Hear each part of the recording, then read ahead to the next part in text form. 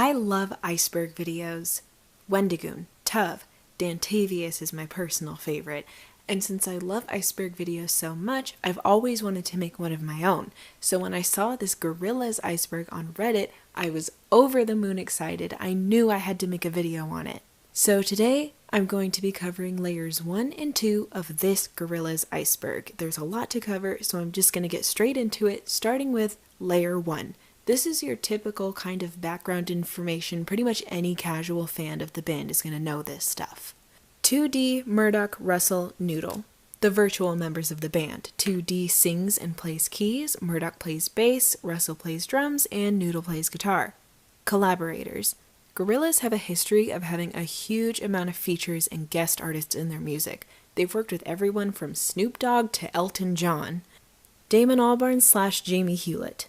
While 2D, Murdoch, Russell, and Noodle are the virtual band members, the real people behind Gorillaz are Damon Albarn, who creates the music, and Jamie Hewlett, who creates the artwork and visual aspects of the band. Official lore. There's a long-running story built around the virtual band. It's extremely long and confusing. You can find the full story on the Gorillaz wiki as well as on YouTube, but in my opinion, they don't cover the story fully, so eventually I'll make a video on it myself. So subscribe. Old versus new Gorillaz.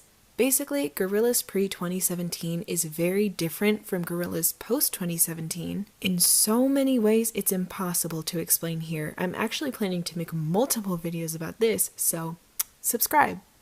Blur. Blur is the band Damon Albarn was in before he created Gorillaz. They were really popular in Britain in the 90s and were known for having a rivalry with Oasis, the band who made Wonderwall. G/D sides. Gorillaz used to have a pattern of releasing compilation albums after each of their major studio albums. These albums contained remixes of the studio album singles as well as songs that didn't make the final album. After Gorillaz came G-sides, and after Demon Days came D-sides. Get it? Because it's like a play on B-sides. It's funny. The Last Cult. Basically, this is a reference to the lore of the band, specifically the lore around their upcoming album Cracker Island, which is themed around cults. In the band's lore, The Last Cult was created by Murdoch, and if you sign up for email newsletters on the Gorillaz website, you become a member of the cult, and you receive messages from him. Pickle. Because Murdoch is green, it's common for fans to refer to him, or more specifically his dick, as a pickle. Gorillaz are well aware of this, even creating a website, nickelspickles.com, which is just a fake ad for a jar of pickles. The warning at the bottom says may contain nuts of all varieties, which I think is really funny. TikTok marketing. In recent years, Gorillaz created a TikTok account to promote their music. People like to clown on their TikToks because they are pretty cringy, and it kind of goes against the anti-consumerist, anti-celebrity message of the band. Del. Del is another character from Gorillaz lore represented in real life by rapper Del the Funky Homo Sapien.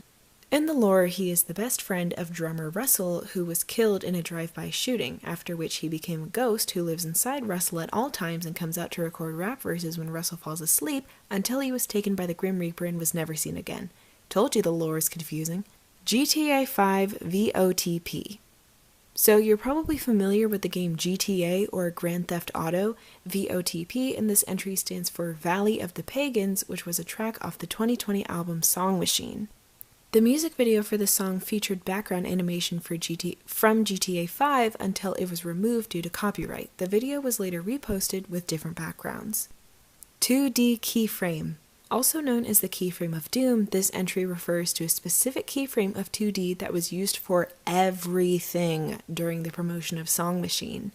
A keyframe is a drawing used in animation to mark the start and end points of a specific action. Basically, this is a still image of 2D that was reused over and over and over again. I'm not going to say it like that. The Bath. I already talked about this in my G-Bytes video, but this was a meme that started in 2017 from this clip from the Saturn's Bars music video. The bath! Hey you guys, I'm just gonna take a bath.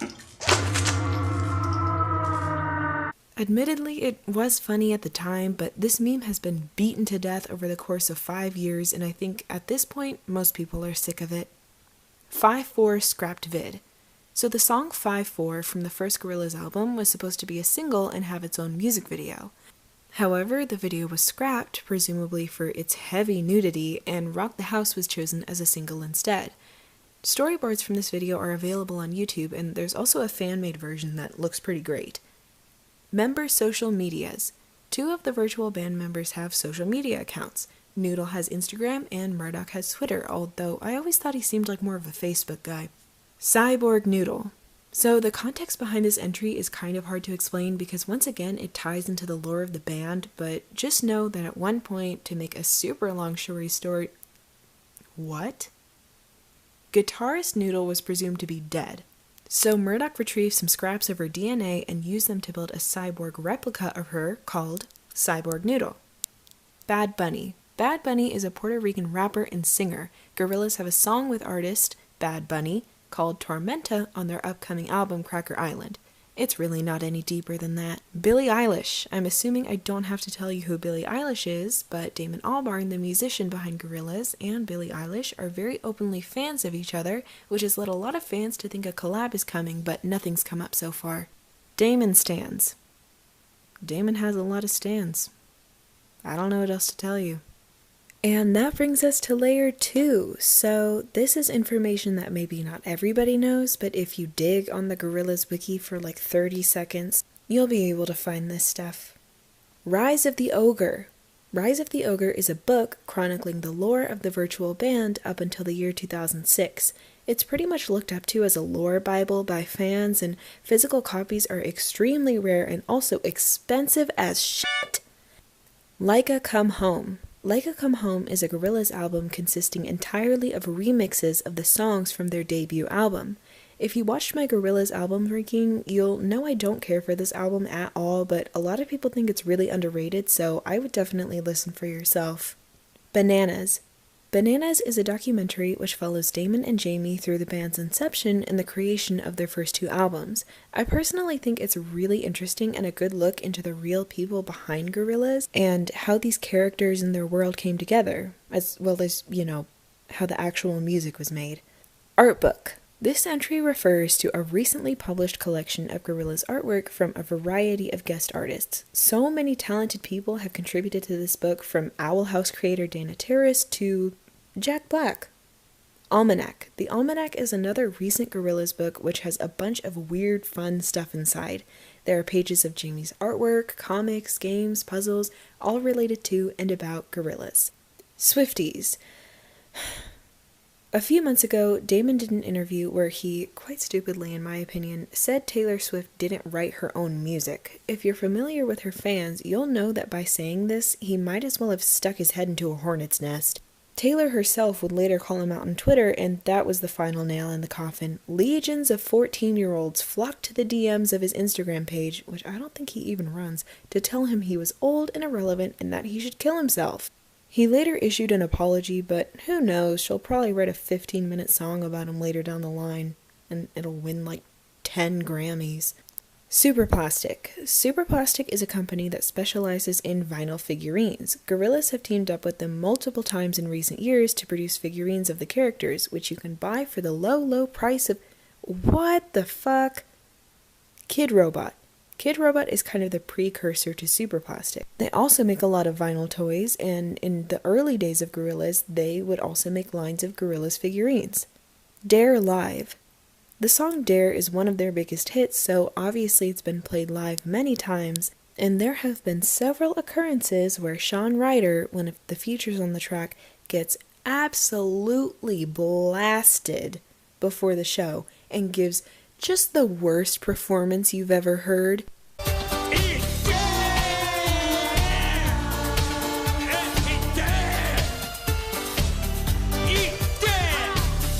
Again, there are several instances of this happening, probably the worst one being during Demon Days Live, when Sean's performance was so awful that Damon stormed off stage and the whole band had to restart the song. Other times, though, Sean will come on stage late, he'll be off-tempo, or he just won't sing at all, or if he does, it sounds like this. This entire phenomenon is kind of funny, but also kind of sad, because clearly he was struggling with some kind of substance abuse, but even so, the whole thing has just become a big meme. Self-titled box. For the 20th anniversary of their self-titled debut album, Gorillaz released a super deluxe box set containing vinyls of Gorillaz, G-Sides, and Like a Come Home, as well as a bunch of artwork and previously unreleased live recordings and demos. Meanwhile EP. Meanwhile was an EP released in 2021. It was made to celebrate the Notting Hill Carnival in London, as well as to mark the band's 20th anniversary. It has 3 songs, and it is not that good, in my opinion. G-Mixes. G-Mixes were playlists on Spotify that were curated by the virtual band. Each character had a G-Mix that they updated every month. That's about it. G-Bites. G-Bites were a series of animated shorts, again, revolving around the virtual band. I made a whole video about them, so I won't go too in-depth here. If you're still curious, watch that video. Murdoch is bi. Murdoch, the band's fictional bassist, is canonically bisexual. He's mentioned in several interviews that he's had sex with men, there are men he finds attractive, etc., and we all know he likes women, so that makes him bi. Kong Studios website. Back in the olden days, on the Gorillaz website, you could explore Kong Studios, the fictional building where Gorillaz live and record. Or they used to anyways. You could see their bedrooms, the cinema, the portal to hell in the basement. You know, regular recording studio stuff. Paula Cracker. Paula Cracker is a minor character in Gorillaz lore who was the original guitarist before being replaced by Noodle. Why was she replaced? Well, she was dating 2D at the time until she decided she wanted a taste of that pickle juice and ended up hooking up with Murdoch in the Kong bathrooms, after which she was kicked out. Retcons. As I said before, the Gorillaz lore is extremely long and extremely convoluted. After the band's head writer, Cass Brown, left the project in 2012, things really went downhill. Since the band's return in 2017, there have been a million retcons and plot holes that have popped up in the band's lore. For example, remember Cyborg Noodle? Well, turns out that once the real Noodle found out about her, she killed her cyborg counterpart and used her head as a bonsai pot. Except she didn't. Cyborg Noodle was actually off doing yoga and living her best life. Except she wasn't, she actually started a band of her own. Except she didn't, she was actually stuck on Plastic Beach the whole time. Confused? Yep, me too. G-Shock/M101. In 2018, Gorillaz had a partnership with watch company G-Shock, which they promoted with a series of shorts called M101. These shorts followed Murdoch and company as they blast off into space to sell watches to aliens. I don't know, man. Uncensored Saturn's Bars. Throughout the music video for Saturn's Bars, Murdoch is, how do I put this politely, butt-ass naked. Oh, but don't get too excited because it's pixelated. At least it is now. When the video was first uploaded, it was completely uncensored until YouTube shut it down, but you can still find uncensored screenshots on Google. Not that I Googled it. I'm just saying, if you Google it, that's what you'll find. Twitter Spaces. I'm not 100% sure, but I think this is referring to a recent event in which Murdoch hopped onto Twitter to answer questions from fans. Murdoch will do live streams like this pretty often, probably because his voice actor, Phil Cornwell, is an absolute god at improv. Meanwhile Vinyl. Gorillaz only released 100 physical copies of Meanwhile, which were only sold at certain record shops in the US, UK, Mexico, Argentina, Japan, France, and Spain. I'm not really sure why this release was so selective, and overall this was a pretty poorly received move. Stuart Podcast. This entry refers to a podcast by fictional singer 2D. The title is a play on his real name, Stuart Pott. The episodes are really short and are mostly just little tidbits of him talking about anything and everything. I would give it a listen. It's pretty cute and it's definitely not time-consuming. I will say that the current voice actor for 2D, Kevin Bishop, really gets on my nerves for a number of reasons, but hey, that's just me. Mike the Monkey. Mike the Monkey is another minor Gorillaz character. He was Noodle's pet monkey in the band's early years and then completely disappeared until 2020, and I love him. RFI Movement. RFI stands for Reject False Icons, which was a social movement created by Gorillaz in 2004. It was also kind of a marketing campaign to promote the music video for their song Rocket. The purpose of the movement was to teach people that celebrities shouldn't be held to an icon-like status. In fact, the band itself was meant to serve as a critique of celebrity culture. I guess the Swifties didn't get the memo. Actually, that's not fair. They wouldn't even have been born in 2004. Reject False Icons documentary. Reject False Icons was a documentary released in 2019. named after the movement we just went over. It followed the Gorillaz live band as they toured their new album Humans and also recorded and released another album, The Now Now, while still on tour. It differs from Bananas in the sense that it's more focused on Damon and the music rather than Jamie's input, which is interesting given it was directed by Jamie's son. Either way though, I would recommend both. They're on YouTube last time I checked. Hashtag Free Murdoch. So I probably should have mentioned this before, but each album, as well as the lore associated with it, is usually tied into a neat little bundle and called a phase. Currently, we're in Phase 7, but hashtag Free Murdoch comes from Phase 5. Basically, the storyline surrounding Phase 5 is that Murdoch gets thrown in jail, and it's your job to get him out. Basically, there was this whole experience where you could chat with Murdoch through Facebook Messenger and help him hatch a plan to escape from jail. I know people love to hate on the modern lore, myself included, but I actually thought this was super fun. Anyways, the campaign to get Murdoch out of jail was called hashtag Free Murdoch. Fortunately, or unfortunately, it worked, and he was released in August of 2018. Hashtag Free the Sea. Another movement started by Gorillaz fans, but this one actually has real-world implications. Plastic Beach was originally envisioned as a project called Carousel, which we'll talk about later. It was then planned to be a trilogy of albums, but then all of this was scrapped and reworked into just one album, Plastic Beach. Damon has said that there are hundreds of tracks from the Plastic Beach era that have yet to see the light of day. So, a group of fans with too much free time started a movement to get these songs released to the public, called hashtag Free the Sea. Now, this campaign was at its height back in 2018, and nothing's come of it yet, so I wouldn't get my hopes up. Bose. Another Gorillaz brand deal. You can buy earbuds with the characters' faces on them. Remember when I said this band was anti-consumerism? DYT Timeline. DYT in this entry stands for Do Ya Thing, the longest and best Gorillaz song, that's just a fact. The song was released as a standalone single in 2012 with an accompanying music video. The video in question is famous for having a timeline that doesn't really jive with any other aspect of established Gorillaz canon. Most people just consider it to be part of its own continuity, especially as most of it's been retconned. I always forget how to pronounce this. Leviathan. Leviathan? I should Google this. I Googled it before I started recording, and then I forgot how to pronounce it. Leviathan. Leviathan is arguably the most famous of the unreleased Plastic Beach tracks. It featured the horrors and was supposed to be about a man having delusions of a whale trying to kill him. You can hear a clip of the demo version in yet another documentary about the making of Plastic Beach, but unfortunately, the full version has been lost, and we'll probably never hear it. Samba at 13. Samba at 13 is a lesser-known track included on the Japanese edition of D-Sides. It is also Ass. Red Bull. Gorillaz partnered with Red Bull in 2017, and you could buy cans with the characters on them. Smirnoff. Gorillaz partnered with Smirnoff in 2022, and you could buy bottles with the characters on them. Each character also presents a recipe for their own cocktail, which, yeah, that's pretty fun. Gore Beaten. Gore Beaten is an unreleased Gorillaz song from Phase 1. You used to be able to hear parts of it on the Kong Studios website, but the song was never released in full. 911. 911 was a song Gorillaz made with Terry Hall and D12 minus Eminem, inspired by the September 11th attacks, which were very recent at the time.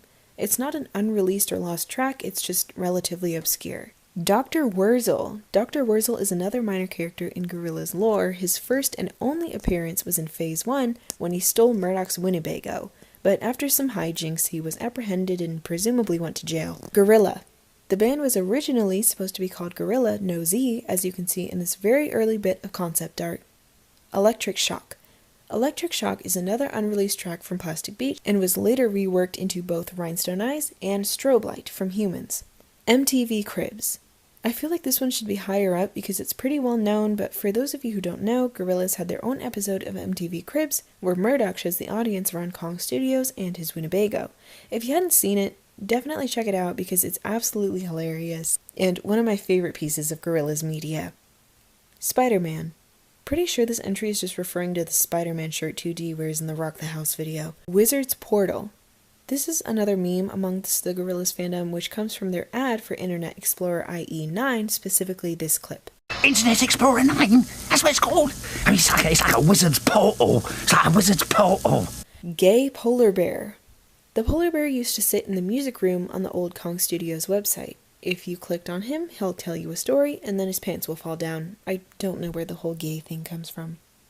Celebrity Harvest was a scrapped film that originated during Phase 1. It was supposed to be about celebrities whose egos would manifest literally as big boils on their head. The script was fully written, and the band even made a deal with DreamWorks, but then DreamWorks was like, well, we want the film to be family-friendly, and Jamie was like, I don't know what that means. Celebrity Harvest was eventually scrapped entirely, but some form of Gorillaz movie or series has been in development hell ever since. Ocean Bacon. Alright, back to the lore. So in Phase 2, it was revealed that Noodle was actually raised to be a super soldier for the Japanese military. It was decided that the project was too dangerous, though, and the Japanese government ordered that all the child soldiers be killed. However, the scientist running the project, Mr. Kyuzo, couldn't bear to kill Noodle and instead erased her memory. The phrase used to induce this amnesia, as well as reverse it, was Ocean Bacon. Tour hats. At the risk of sounding like a fake fan, I don't know what this one means. I mean, they sell hats, like, as merch, and sometimes, like, fans will give Damon a hat that he'll wear on stage, but I don't know. I couldn't really find much on this one. Mix 2. Mix 2 is another unreleased track that was only available on the Kong Studios website. That's it. Charts of Darkness. Charts of Darkness is another Gorillaz film, but instead of a documentary, it's a mockumentary. The plot follows Damon and Jamie after they're attacked by the virtual band for taking all the credit for Gorillaz. But when they try to tell police, a bunch of cartoon characters beat them up. Everyone thinks they're insane, obviously. Charts of Darkness is really funny, really clever, and I highly recommend it to any Gorillaz fan. Search for a Star.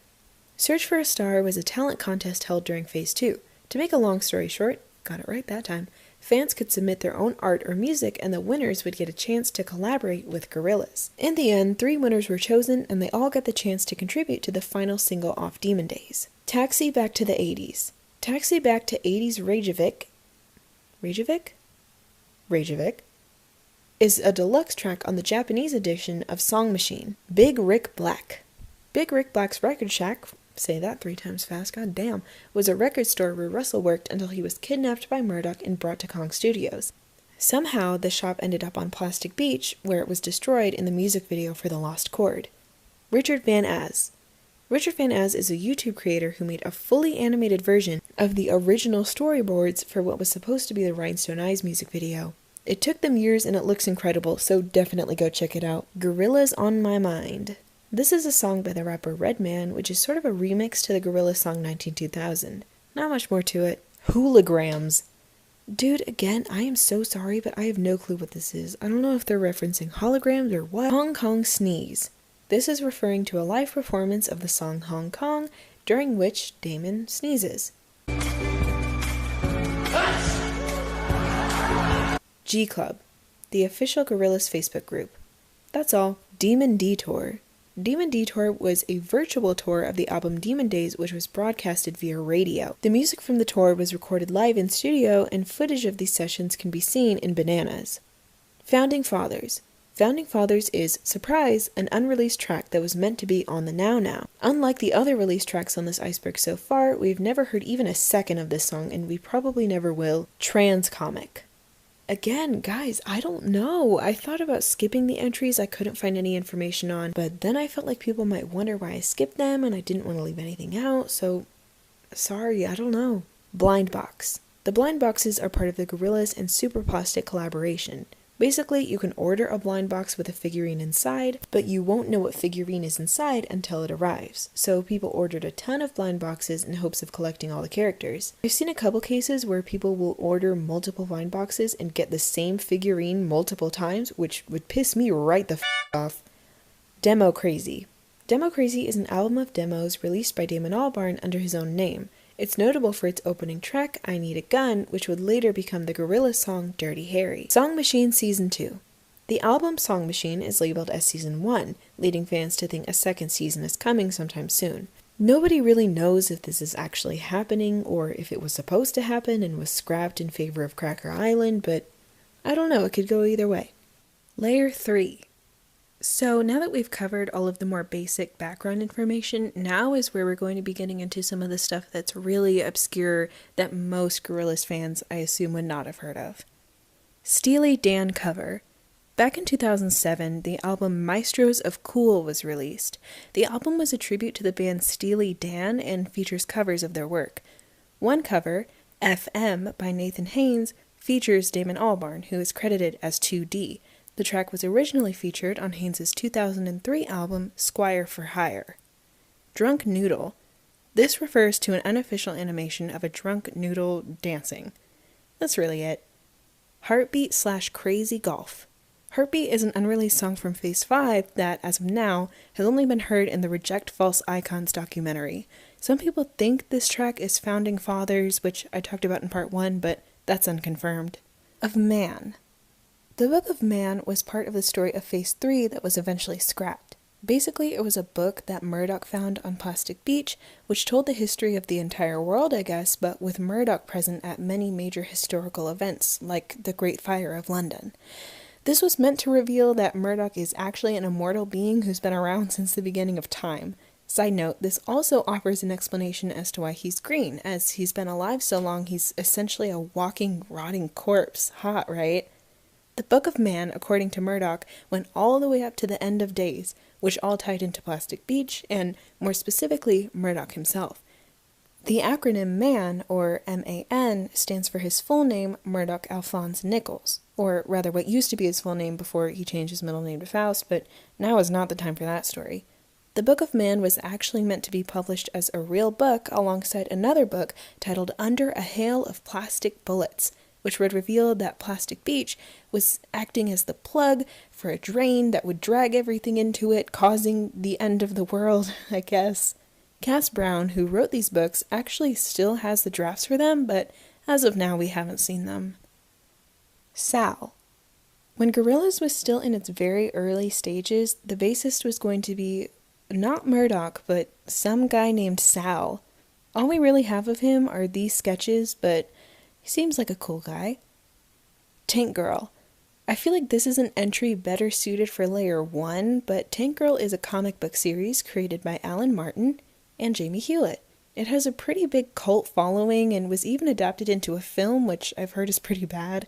It's Jamie's most popular project outside of Gorillaz. Basically, Tank Girl is to Jamie as Blur is to Damon. Damon dissed Kanye. Are we really surprised? So, back in 2015, before all of this more recent stuff happened, Kanye released the single 4 or 5 Seconds featuring Rihanna and Sir Paul McCartney. Before the single came to be, Damon allegedly texted Paul warning him not to work with Kanye. Obviously, he didn't listen. Damon later said, quote, "Should I do the voice? I'm not going to do the voice. Do not get me started on Kanye West. He trapped Paul McCartney. I have a problem with this abusive collaboration. Kanye West thinks only about Kanye West, uses a name to make headlines, to say, McCartney is in my song. Kanye West is one of those people who feed on other people."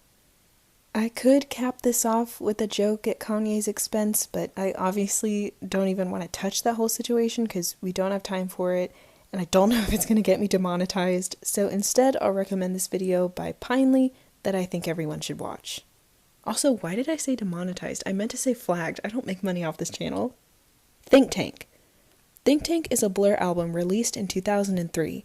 It doesn't have much to do with Gorillaz other than the fact that a booklet that came along with the album revealed the title for the then upcoming Gorillaz film Celebrity Harvest. Also, the cover art of the album was done by Banksy, which I think is pretty cool. Carousel. I mentioned this back in part 1, but the album Plastic Beach was originally envisioned as a project called Carousel. Carousel was supposed to be an anthology film consisting of several short films set to music. Each short was supposed to represent a different stage of life as well as a different aspect of life in Britain. It was described by Damon Albarn as a cross between Gorillaz and his other band, The Good, the Bad, and the Queen. And listen, not to go off on a tangent, but I love The Good, the Bad, and the Queen. Their self-titled album is one of my favorite albums of all time and my biggest inspiration. Everything about my online presence, from my artwork to my art style to the color palette I use, is kind of an homage to that album. And I love Gorillaz, obviously, so Carousel is something I really wish had come to fruition. The project obviously was scrapped, including 70 songs. That's 70 songs Damon wrote for the soundtrack, but certain elements of it did end up being used. For example, when the short films were all supposed to be set on a pier, which eventually made it into the Plastic Beach model, and the short film representing the final stage of life, death, became the origin of the Boogeyman, the antagonist of Phase 3. But unfortunately, most of the project was thrown out, both because it was too ambitious and because EMI, Gorillaz' record label at the time, refused to fund the project. So Carousel goes down in history as yet another piece of Gorillaz media that could have been amazing, but since has been lost to time.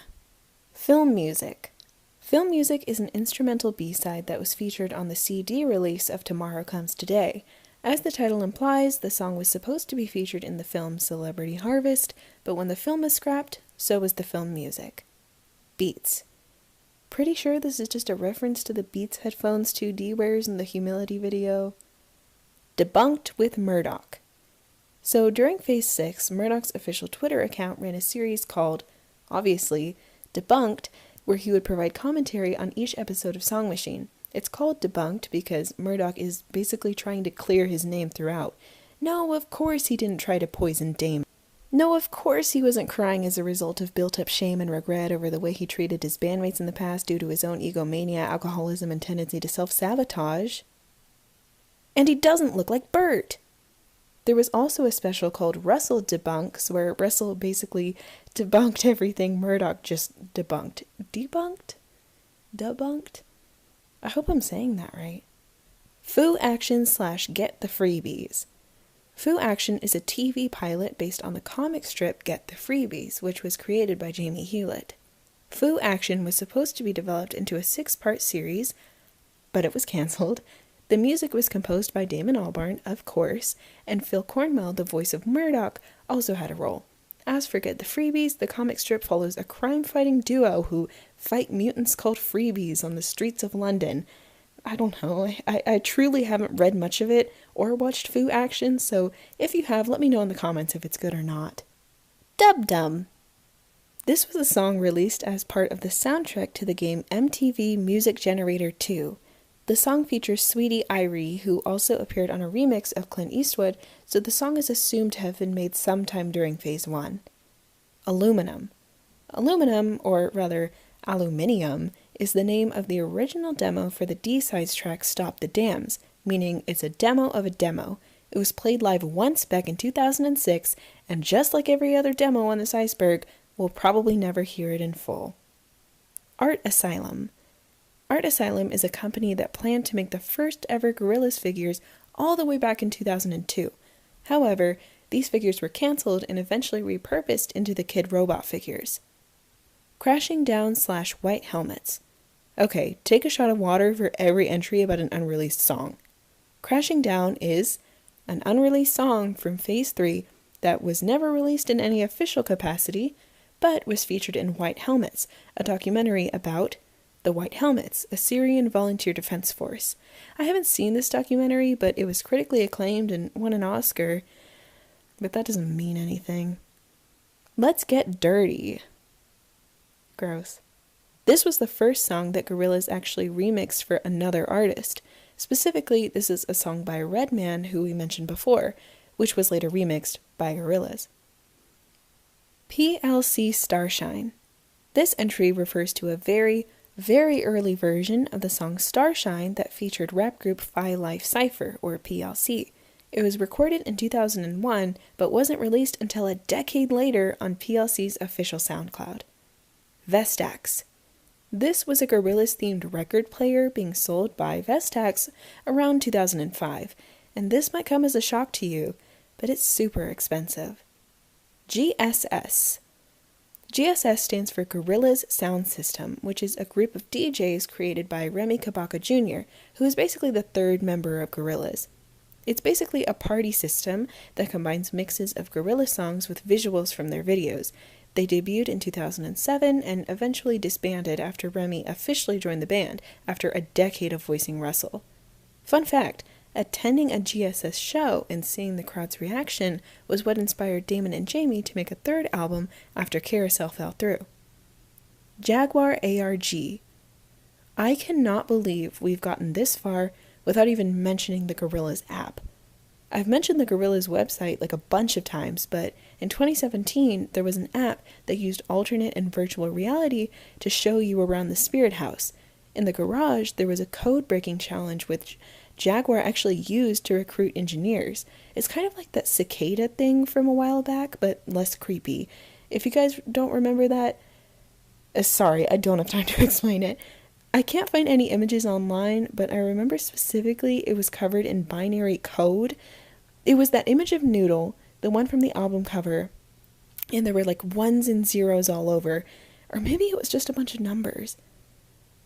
Shoot, now I don't remember. Anyways, I obviously never even begun to figure out how to crack it, but I'm sure someone out there did. Severed head in machine bites. This sounds super dark and scary, but I promise it's not. Basically, during Phase 6, between episodes, there were machine bites, which were like snippets of conversations between the members of the virtual band. And in the fourth bite, a demo version of the song Severed Head can be heard in the background. Journey to the West. I truly have no idea why this one isn't talked about more, because it's one of the only other projects Damon and Jamie collaborated on outside of Gorillaz. Journey to the West is a play based on a novel from the 16th century. Damon and Jamie collaborated with Chinese opera director Chen Shi-chung. I'm like 70% sure I pronounced that right. If not, oh my god, I am so sorry. To develop the music and visuals for the play, the plot follows a monkey named Monkey and his quest for immortality. Mr. Softy's Balloon Race. This is another unreleased song that you used to be able to hear on the Kong Studios website during Phase 2. Canonically, 2D wrote it for Russell to cheer him up after noticing he was depressed after losing his best friend Del. This is probably one of my favorite unreleased songs just because of the lore behind it. Gorillaz. This entry refers to a parody animation posted by a YouTube channel named Grupo Escomic. The video pretty much looks the same as the Clint Eastwood video, but the characters are dressed in stereotypical Mexican clothing. Again, it's not official, so I don't really know why it's on the Iceberg. SM Live Doc. SM here stands for Song Machine, so Song Machine Live was a series of performances of Song Machine recorded live. It was re-released in theaters a year later. Side note, maybe I'm just inobservant and stupid, but I always thought this re-release was kind of a scam. Like, from what I remember, it was being marketed as a completely different thing, to the point where I considered buying tickets even though I had bought tickets to the live stream in 2020, but maybe I just missed something.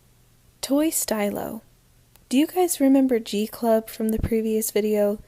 If not, G Club was the official Gorillaz fan club on Facebook where people could receive special benefits like merch and early access to concert tickets.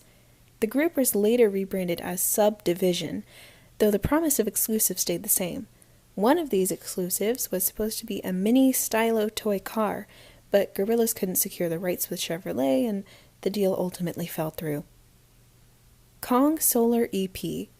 A Solar Collaboration is the name of an EP released by Gorillaz and Eon as part of Kong Solar Studios. It was basically this whole idea of a mini Kong that made music out of solar power. I think the reason this EP is relatively obscure is because the tracks are actually all recorded by guest artists, and to my knowledge 2D doesn't make an appearance at all. Day of the Dead vid. In 2019, Gorillaz released a short animation to celebrate Day of the Dead. It features the band members rendered in beautiful, very expensive-looking CGI as skeleton versions of themselves. Live on Animal Crossing. I'm going to preface this entry with a very embarrassing confession. I don't understand Animal Crossing. I don't mean I don't understand the popularity of it, because as a concept I love it. I mean, I am too dumb to play this game. And I refuse to elaborate further. Anyways, maybe this is common knowledge, but apparently there's an in-game talk show called Animal Talking, and in 2020 on this talk show, Gorillaz performed Valley of the Pagans with Beck. Avatars of Damon and Jamie also gave an interview, and Jamie wore a pretty dress. McCartney 3. Basically, Paul McCartney released his 18th studio album, MC3, in December of 2020.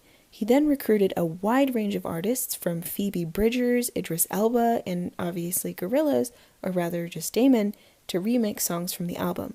Damon remixed the song Long-Tailed Winter Bird, if you're curious. I personally feel like this entry shouldn't be on the Iceberg because it has to do with Damon as a solo artist and not really Gorillaz, but I didn't make the Iceberg. Printworks. Printworks is a venue in London at which Gorillaz gave a live performance of Humans in 2017. That's it. Whiffy Smiffy. In the band's lore, Whiffy Smiffy is the man who first signed Gorillaz all the way back in 1998, and then he was never heard from again. Daffy Duck. In Phase 5, when Murdoch was thrown in jail, he was replaced by the character Ace from the Powerpuff Girls. I'm actually surprised Ace didn't get his own entry back in Layer 1 or 2. Anyways, Jamie mentioned in the documentary Reject False Icons that instead of Ace, he wanted Daffy Duck to play bass for Gorillaz, but couldn't get the rights. Shocking, I know. 2 suitcases of weed. Allegedly, while recording the first album in Jamaica, Damon smoked 2 suitcases of weed. Yep. Google Plus. This entry refers to a Google Plus commercial circa 2011 that uses the Gorillaz song Stop the Dams as background music. Russell's Xbox. So before we had Murdoch promoting Internet Explorer, we had Russell promoting the Xbox way back in 2002. On the old Kong Studios website, if you went into Russell's room, you would find him playing Xbox. Hello America MTV. Okay, this is a fun story. So back in Phase 1, Gorillaz were nominated for an MTV award, and the Real World crew had received a tip-off from someone on the inside that they were going to win. So they spent £20,000 animating an acceptance speech, and then they lost. The reason it's called Hello America MTV is because the acceptance speech begins like this. Oh, hello America. Okay, I just got water, so hopefully my voice won't sound disgusting. Swan-shaped scones. This one is another joke/meme within the fandom, which originated from this clip. No, We're did ready you? to go to Quebec, actually. Yes, we've lost our way. I'm moving on with 2D to St John's in Newfoundland, and we're going to settle there. And open up a little scone shop. We're going to have swan-shaped scones.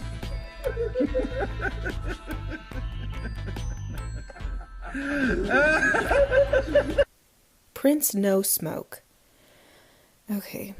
Basically, Damon once had the opportunity to work with Prince, the Prince, but he refused to do it because Prince wouldn't let him smoke in the studio. Man, I love Damon, but sometimes he can be a real dick. Happiness Therapy. Happiness Therapy is a song not by Gorillaz but by Diaby, which features vocals from 2D. These vocals were actually taken from Damon's album Demo Crazy, which I mentioned in the previous video. Laura Zombie. Laura Zombie is an artist who makes a lot of Gorillaz fan art, which is amazing. Like, it looks official, so shout out to her for real. Murdoch's Sex Tape. Yep, it is what it sounds like. Audio only, thank God, but it's out there. It's on YouTube. I mean, I'm not saying that I looked it up. I mean, I would I would never want to hear something like that. I had to. Obviously for research for this video, I had to look it up and I had to watch it like 12 times. Also, fun fact, the actor who voices Murdoch's partner in this tape is the very same guy who voiced 2D at the time. So make of that what you will. Congrats, 2Doc shippers. F***ing freaks. Cologne 360. Back in Phase 4, the band live streamed a performance in Cologne in 360 degrees, meaning you can see 360 degrees, like all the way around it, the freezer. On the old Kong Studios website, you could take a look inside the band's freezer. It's disgusting. G-Side's Habbo Hotel. Back in Phase 2, the virtual members of the band joined the game Habbo Hotel to promote their single Dare. I'm not sure why the entry says G-Sides, because as far as I know, they only did this in 2005, which was years after G-Sides came out. Jimmy Kimmel Drama. So, back in Phase 6, Gorillaz were meant to perform their new song, Aries, live on Jimmy Kimmel. I mean, on his show, not, like, on top of him. The performance is remarkable because it marks the very first duet between Taemin and 2D, but that's not why this entry is on the Berg. The date of the performance was postponed and moved to a later episode, which made a lot of Gorillaz fans very angry for some reason. The performance was moved because they changed the intended episode into a memorial tribute to Fred Willard, who had recently passed away. And look, no offense, but if you see your favorite band's live performance being postponed because someone just died, and your first instinct is to angrily tweet about it, ugh, yikes.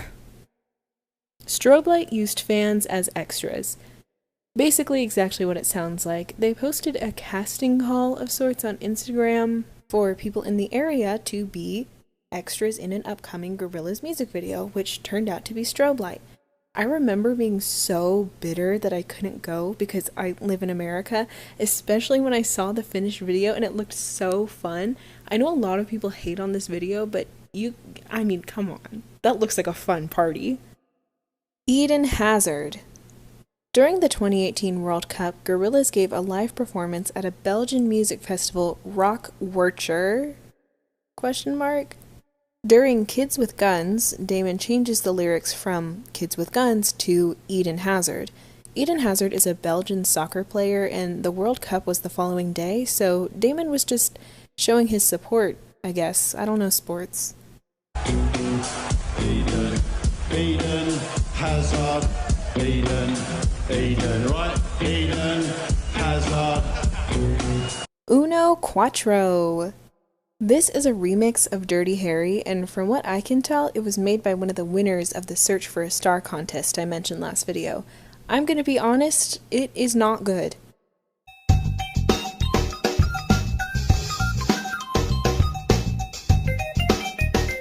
PLC Advert. This entry refers to a British TV advert for the band featuring Phi Life Cypher that ran back in 2001. Pretty much all I could find on it was this Reddit post, which links to a YouTube video that was deleted for some reason. Jamie stock images. Basically, some fans recently found stock images online that very closely match certain pieces of Jamie's artwork. I assume he was using these images as references, which is obviously really common for artists to do. Murdoch Tour Vlog. Okay, I'm honestly furious because I cannot find this video online, even though I specifically remember watching it on YouTube a few years ago. Basically, it is what it sounds like. It's a tour of the Gorillaz stage filmed by an unknown cameraman who is supposed to be Murdoch.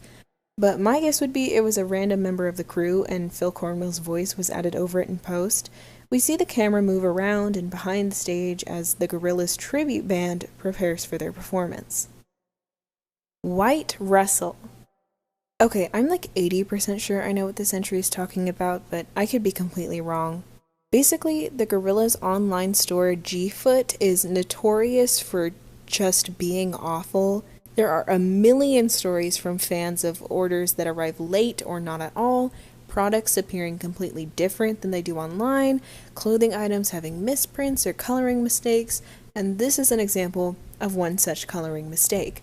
Several people who ordered this Russell shirt shared that when it arrived, the colors were lightened in a way that made Russell look white, which is not a good look.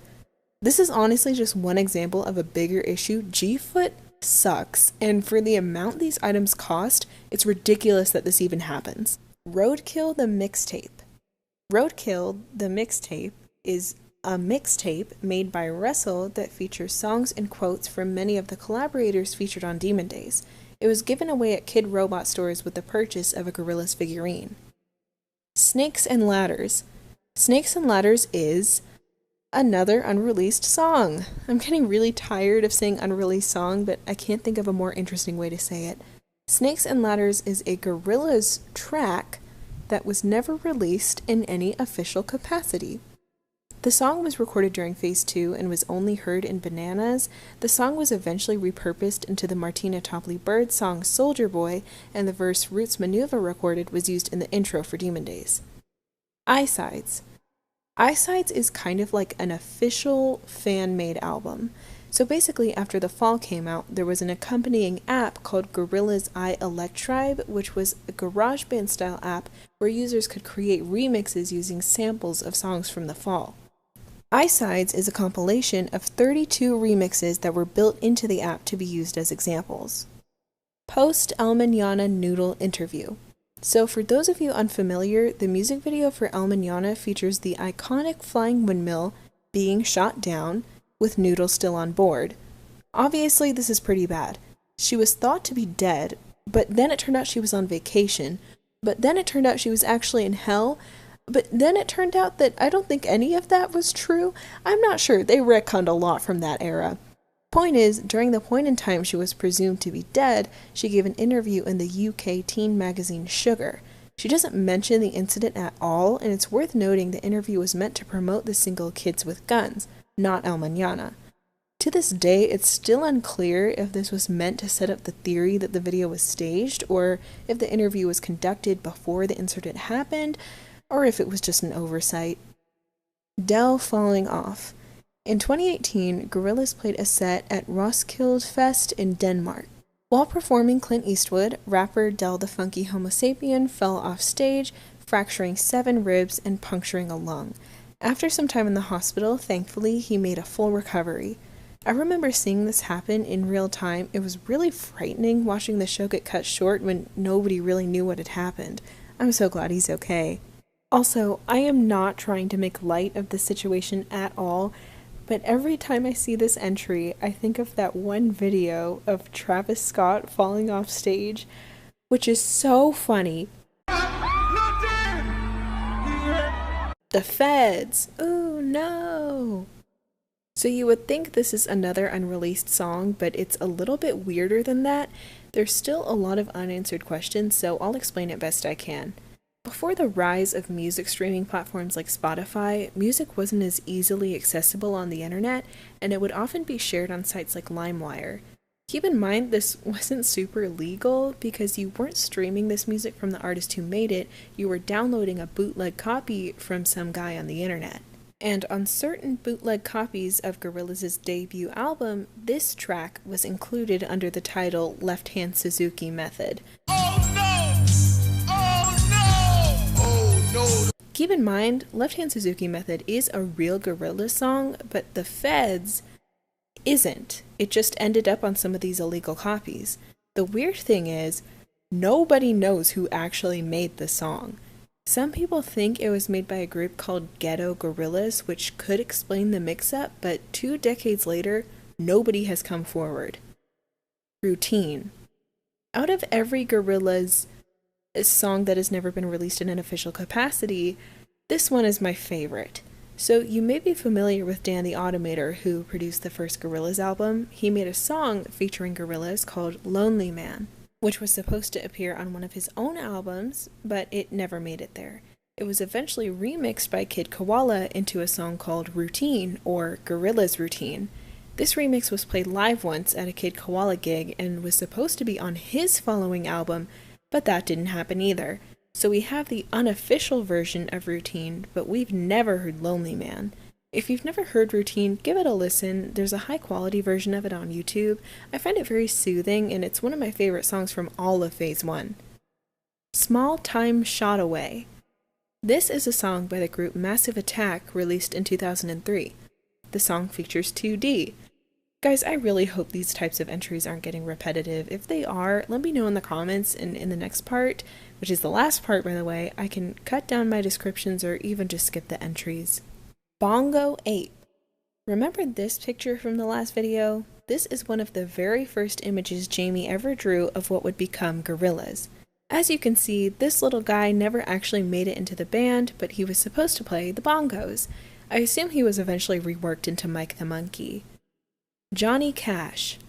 So I mentioned Damon's album Demo Crazy a couple videos ago, but if you don't remember, this is a compilation album of a bunch of Damon's demos. One of these demos was called Gotta Get Down with the Passing of Time. This song was supposed to be on Demon Days featuring, obviously, Johnny Cash, but when he passed away in 2003, the song was scrapped. Exhibition. So back in 2006, the Design Museum in London held a Designer of the Year exhibition, and Jamie Hewlett was one of the featured designers. The exhibit featured a lot of Phase 2 artwork, some of which had never been seen at the time. Fright Night. So this was a watch party event Gorillaz held on Facebook, which ended up just being a stream of trailers for different horror movies like Rosemary's Baby, It Follows, and Dawn of the Dead. Mel, aka Mel 9000, was another feature of the Kong Studios website during Phase 1. Mel was the main server in the building who had control over all the technology within, including the air vents, which he wanted to flood with a toxic gas to kill the band. His name, Mel 9000, is a reference to HAL 9000 from 2001: A Space Odyssey. Rodeo Laugh. In a 2020 interview with Gorillaz live bassist Shea Delican, he mentioned a demo called Rodeo Life. This was possibly a working title for what became the song Idaho, or another lost demo from the Now Now. Ambulance. In part 3, I mentioned the Blur album Think Tank. One of the tracks on this album, Ambulance, was originally written for Gorillaz, but was used for Blur instead. Golden Noodle Kid Robot. I've already mentioned the Kid Robot figures, but basically those were vinyl figures of the characters before Super Plastic. This one was a rejected prototype of a golden noodle. T-Mobile. During Phase 4, Gorillaz partnered with T-Mobile to create the Lens app. This was an app that, when pointed at anything magenta, would open a window into the world of Gorillaz, which was basically just pictures of the band. There was also this absolutely fantastic interview. This is gonna be a meme. Phase 1 Suicide Prevention. So obviously for this entry I'm going to put a trigger warning because this entry specifically will contain heavy discussion of suicide. I put a timestamp in the description for those of you that don't really want to hear it and just want to skip to the next entry in the Iceberg. So I will talk for a few more seconds to give you time to go to the description and skip. So I'm going to be starting this entry in 3, 2, 1. So the context for this is that back in Phase 1, Jamie himself would go online and chat with fans as the fictional members of the band. I'll just read this quote directly from him. Murdoch gets online and talks to the fans, and one night we were on late talking to fans, and we had some kid come on from America who hated his parents, hated life, everything was and was going to kill himself. We were online for 3 hours as Murdoch trying to talk him down and make him realize that it was all right. This was all as Murdoch, and he was talking to him as Murdoch. The thing is, we needed to talk him down and were careful about what we said, otherwise you'd end up with something horrible happening. But we spent 3 hours talking him down and it got pretty heavy. But at the end he was fine and was like, cheers. Honestly, I think about this incident more often than I should, and I often wonder where that person is today. I hope he's alright. Flamfish. So, on the Plastic Beach era Gorillaz website, there was a game in which you had to free Murdoch from his secret bunker room, and to do so, you needed a wrench. One of the steps to getting this wrench is to feed a bit of flam, which is like a parody of Spam, to Murdoch's pet fish. Motorcycle. Okay, this is a really fun one. Back in 2008, it was discovered that what was thought to be the official Gorillaz YouTube channel was completely fake. This post from a deleted Reddit user reads as follows. They had all the videos uploaded, and these were by far the most popular uploads at the time. Clint Eastwood had like 10 million views, Feel Good Inc. had slightly less. The descriptions were all written like it was Damon personally uploading the videos. Example, we didn't finish the 5-4 video because Jamie and me didn't think it was Gorillaz enough. Which probably didn't convince many, but as a 10-year-old I sure believed it. And then one day they uploaded a video called Jimmy Neutron Copied Gorillaz, which was quite obviously made in Windows Movie Maker. After this, the channel pivoted mostly to uploading concert footage of the musician Buckethead. as well as something called Motorcycle Bitch that I never had the courage to click on. So unlike this user, I'm not a and I went and found it. It's just a performance of a bunch of guys singing a song, and you'll never guess what it's called.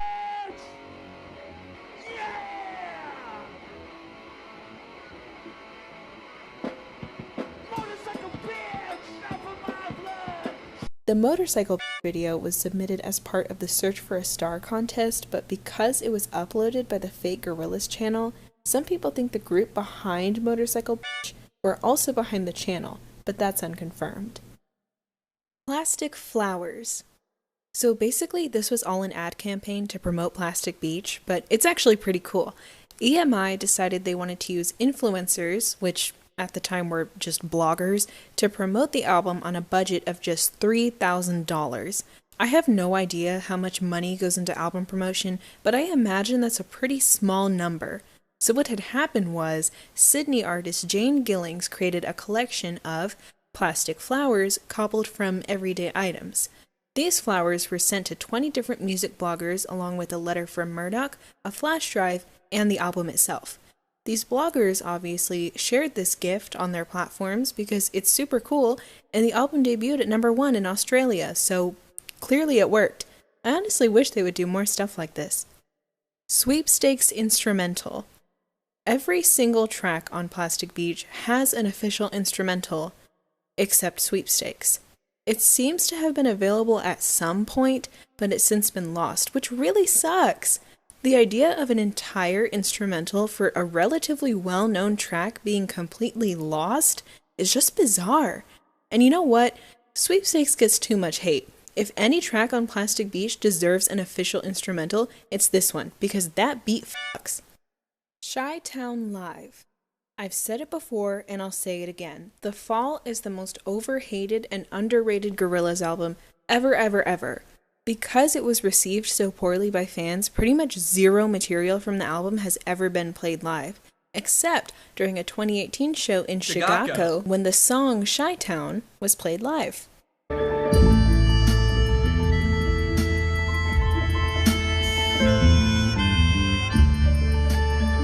Space Monkeys Demon Days. In 2006, it was rumored that Space Monkeys would return to remix Demon Days in the same way they did Gorillaz. Clearly this didn't happen. Notting Hill 2000. The very first Gorillaz live gig was at the Notting Hill Carnival in 2000. Also, I would like to take a minute to clarify something I said a super long time ago in my Gorillaz album ranking video. I thought Meanwhile, the EP, was a tribute to Carnival, like the thing in Rio. It's not. It was for the Notting Hill Carnival, obviously. What a moron. Also, I'm really sorry if the audio in the first half of the video was kinda. The weather here has been crazy lately. Last night it was like super warm, so I had my fan on while I was recording, and I didn't realize that it would add that kind of hissing noise in the background. And tonight it is freezing cold, so my fan is off, and the audio should be better, so I'm sorry about that. Deltron 3030. This was an album by Gorillaz collaborator Del. Hi, this is Editing Sahana coming in voice form for the first time to inform you guys that I'm stupid. This album was not from Del specifically, it was from the supergroup Deltron 3030, composed of Del, Dan the Automator, and Kid Koala, who I all mentioned before previously in this video. Sorry. It's not really connected to Gorillaz themselves, other than the fact that Damon features on 3 songs: State of the Nation, Time Keeps on Slipping, and The Ass Man 640 Speaks. Japanese self-titled commercial. This is exactly what it sounds like.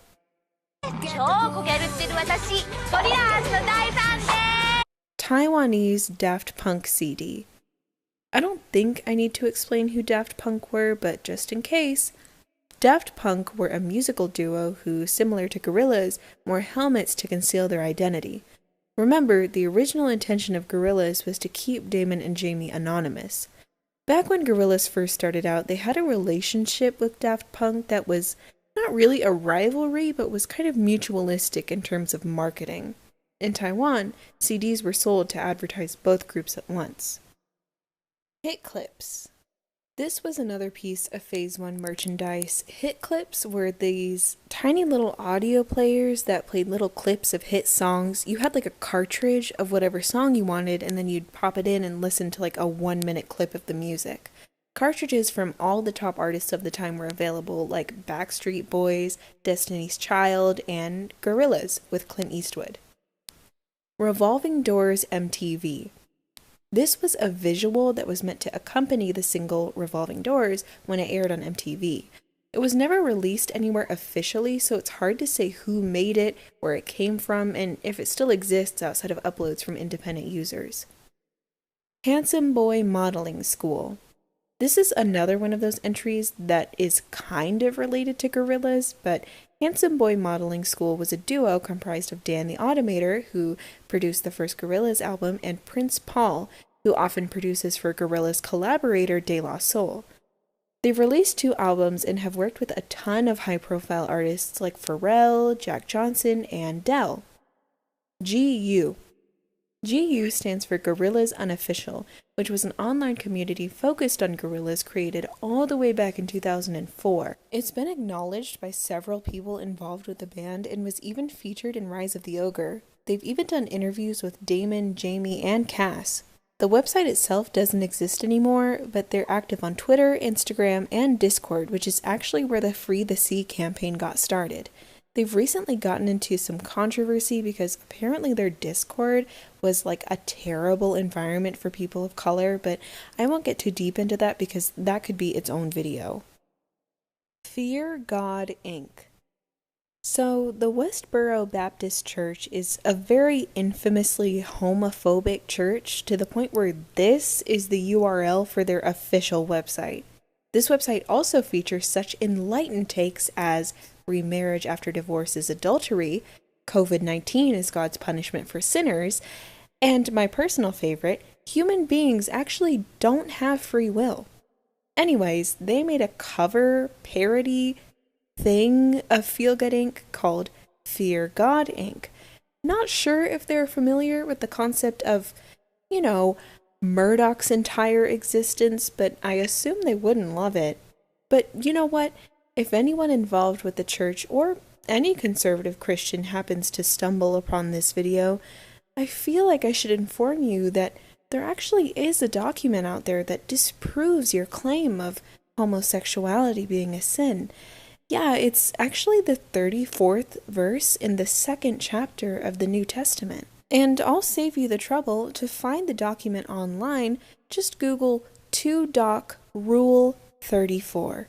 Have a blessed day. Yeah, you know what? I'm just not even gonna say this one. Pass. Sonos Spirit House. This was a really cool kind of experience where the band teamed up with Sonos to recreate the Spirit House Lounge in different cities across the world. They then would host listening parties for humans using the Sonos speaker system.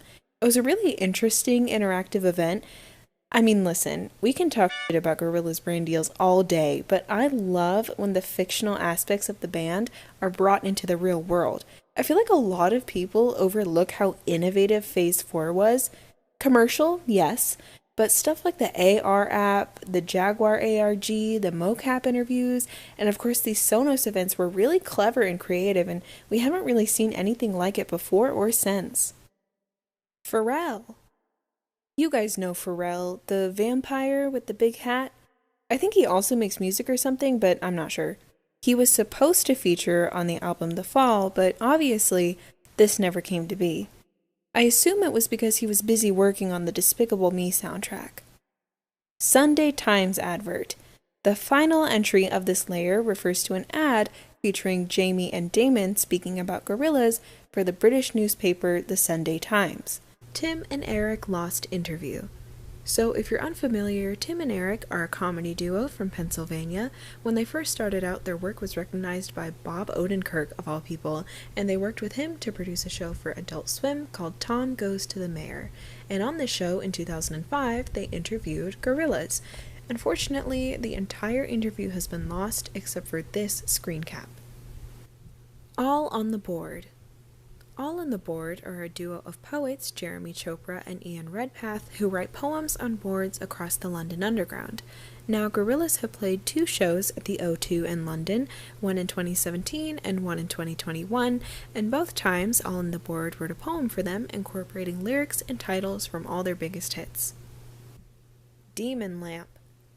So this was a demon lamp that was actually animation director James Corr's idea. Jamie loved it and created the company Zombie Lighting to produce the lamp. It was intended for children, which I think is actually kind of interesting because if I were a parent and say I had a kid who was afraid of the dark, I don't know if my solution to that would be to buy them a nightlight shaped like a demon. It came in 2 colors, red and a limited edition white, and it was brought back for Song Machine Live, which I think is pretty cute. Damon's. So in this video that I actually couldn't really find the origin of, I read that it was originally uploaded by Missy, Damon's daughter, but I found it on the Damon Albarn unofficial YouTube channel. Anyways, it's a video of Damon at work, and in one scene he's in his kitchen making a cup of tea, and in his kitchen, in the background, you can see a plate with a on it. I think the reason this is so low down on the iceberg is because it was a controversy, but a very minor one. It was mostly people on Tumblr kind of questioning whether or not this made Damon a Nazi. And look, I'm gonna try not to insert my own opinion too much in this video, but I just want to say that the idea of Damon being a Nazi runs so counter to pretty much everything that we know about him. It's also worth noting that this was used by Hindu and Buddhist cultures as a symbol of good fortune and prosperity for much longer than it was kind of co-opted and turned into a symbol of hate by the Nazi Party. It's also worth noting that there's a pretty important visual distinction between the Nazi and what I like to call the original. If you'll notice, the Nazi is tilted in a way that it's resting on its corner, whereas the original is resting on its side, and the one on Damon's plate in his kitchen was the original, which again is not a symbol of hate or anything negative at all. So basically the TLDR version, or I guess TLDL for too long didn't listen. Anyways, the short of it is that this was a pretty minor controversy in which people noticed Damon had a plate with a on it, even though the on the plate is really not a symbol of hate. Good luck to future Sahana, who has to censor that entire entry. Congrats on being a YouTube partner.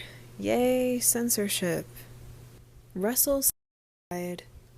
So during the rollout for Plastic Beach, Gorillaz released idents of Russell, 2D, and Murdoch, kind of catching you up on where they had been between phases 2 and 3 and what they were up to now. And Russell's ident featured him stomping down a dock and jumping into the sea in a way that was framed as though he was committing suicide. Of course, we now know that he was simply searching for Noodle out in the ocean, but we didn't have that context at the time. Along with this ident came a note describing Russell's plan to search for Noodle, but again at the time it appeared to be a suicide note. Monkey tennis articles. Okay, this is probably going to be the most long-winded and confusing entry in this entire iceberg, so I'm going to really need you to stick with me here. I'm going to start by naming the major players in this story. We have Jamie Hewlett and Damon Albarn, who we all know by now, I hope. Kevin Saunders, who from what I understand works in copywriting and screenwriting, and Kevin's anonymous friend, who we'll call Nani, because he's anonymous. So in the early aughts, Kevin accused both Damon and Jamie of stealing Nani's idea for a multimedia project called Monkey Tennis, named after a joke from I'm Alan Partridge. When I say multimedia project, I mean that this was not a virtual band specifically, but a project mostly represented by a TV series, ringtones, and a video game. Allegedly, Nani came up with this idea in the 90s along with Kevin, who wrote descriptions of the characters Nani came up with. Jamie was brought on board to draw illustrations of these characters. However, after Jamie did these designs, Gorillaz popped up on the scene. Seeing similarities between Monkey Tennis and Gorillaz, Nani sued Jamie, not for copyright infringement or for stealing the idea of a virtual band, but for breach of confidence, which is profiting off of something that you were told in confidence. Because Nani was running out of funds to keep the lawsuit going, a settlement was reached in which Jamie paid Nani an undisclosed sum of money. This settlement also forbade Jamie and Nani from ever speaking about Monkey Tennis, so we'll probably only ever have Kevin's word on what happened, unless I guess Damon decides to talk about it, although I cannot possibly imagine him giving a single shit about any of this. This entire situation was even parodied in Rise of the Ogre, in which a group called Doppelganger sued Gorillaz for ripping them off. Since then, there's been kind of a debate, if you could even call it that, over whether or not Gorillaz themselves are the doppelgangers, and whether or not Gorillaz is a stolen idea. It's worth noting that Jamie has drawn up ideas for virtual bands that predate Gorillaz and even Monkey Tennis. Finally, the reason this entry is called Monkey Tennis Articles is because Monkey Tennis was the subject of articles in both The Face and Sunday Times back when it was still a developing idea. In my dreams. I can't sing. I don't know why I tried that. So this entry is an exciting one for me because it has to do with Kali Uchis, who is one of my favorite singers and my all-time favorite Gorillaz collaborator. So you guys probably already know that Kali featured on the songs She's My Caller and Ticker Tape on the album Humans. And during these recording sessions, she and Damon ended up with a bunch of unused demos. And one of these demos ended up as the song In My Dreams on Kali's own album Isolation in 2018. Damon features on the song and is also credited as producer. He's not credited as 2D, which makes me really sad, but that's besides the point. If you haven't listened to the song, I would definitely recommend it because the sound of it is very Gorillaz. You can definitely tell it was an unused track from Phase 4. Also, side note, but I feel like there's probably maybe 1.5 people in the audience that will relate to this. When I saw the track list for Isolation back when the album was first being announced, I saw the title In My Dreams and I got super excited because on her debut mixtape Drunken Babble, there's a song simply titled Dream. And when I saw the title In My Dreams, I got super excited because I thought it would maybe be a rework of Dream, kind of like in the same way Angel is a rework of Pablo Escobar, right? And when I found out that Damon was going to be featured on the track, I was even more excited because obviously I love him, and I was kind of disappointed when I found out that wasn't the case, but it's still a good song and you should listen to it. GR3G. So, in a game featured on the Kong Studios website around 2003, a team of police were investigating the odd goings-on at Kong Studios. In this game, you would play as a bomb disposal robot named GR3GTR4K, and you explore different areas of the studios, such as the bowling alley, shooting range, cinema, bathroom, and lobby. Unfortunately, most of the game has been lost, but Gorillaz Rarities actually made a reconstruction. However, the bathroom and the shooting range still remain missing, and the reconstruction ran on Flash, so it's going to be a whole lot harder to find now. Oh, it's supposed to be like Greg. Confederate flag. So before the music video for Dare was released, an unfinished version was leaked online. Now you may be familiar with the final scene of the music video in which Murdoch wakes up from a nightmare, but what you may not be familiar with is the fact that in the background you can see a flag with a skull and crossbones on it. Well, in the unfinished version of the video that was leaked, this skull and crossbones flag was a Confederate flag. A similar incident happened with the G-Bike fancy dress, in which the swastika on Murdoch's fancy outfit was changed to a smiley face in the final version. Chat-O-Matic.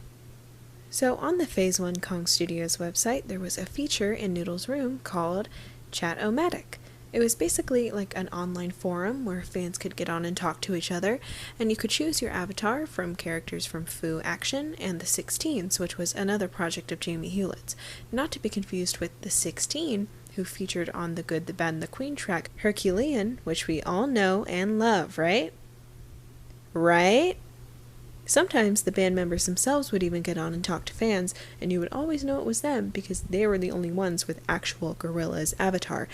If you remember the Phase 1 suicide prevention event that I talked about in the last part of the Iceberg, in which Jamie Hewlett as Murdoch had to talk a fan out of suicide, I'm pretty sure this is where that happened. Earl Zinger. So Earl Zinger is actually a singer that was considered to be the original singing voice of 2D before Damon decided to just do it himself. Remember, the original intention behind the band was that Jamie and Damon would remain anonymous, which is why they briefly considered having another person do the singing voice for 2D. Google Maps. So what I'm pretty sure this entry is referring to is that back during Phase 3, there was a pretty fun Gorillaz related Easter egg on Google Maps.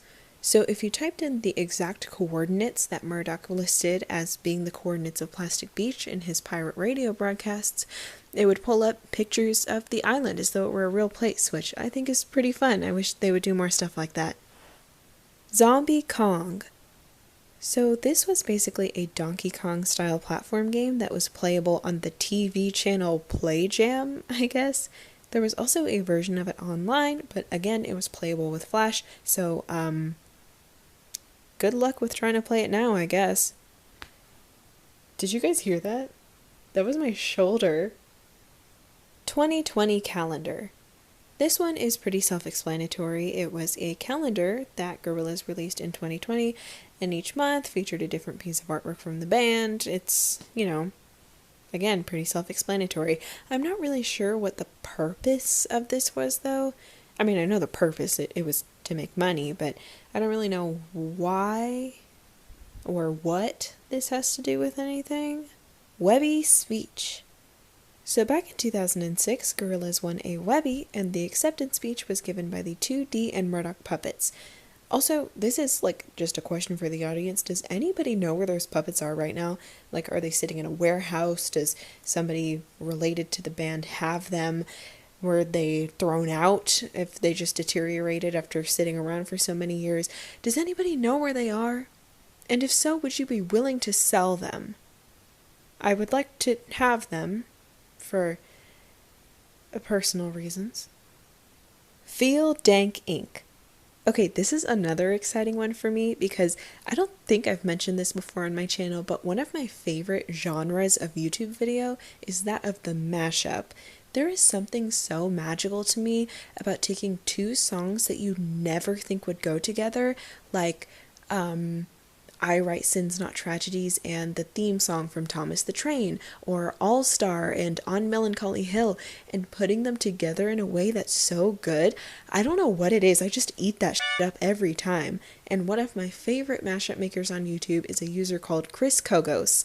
And Chris Kogos made a version of Feel Good Inc. using entirely meme sounds, which is incredible. You can tell that there was a lot of dedication and effort put into it, and it was even featured on the official Gorillaz YouTube page under their covers playlist. So yeah, shout out to Chris Kogos, for real. Also, I wasn't kidding about that Thomas the Train thing. It is real and it is awesome. Okay, I'll be so honest, I've done 3 takes of this one entry alone, and I cannot say this title without sounding like a fool.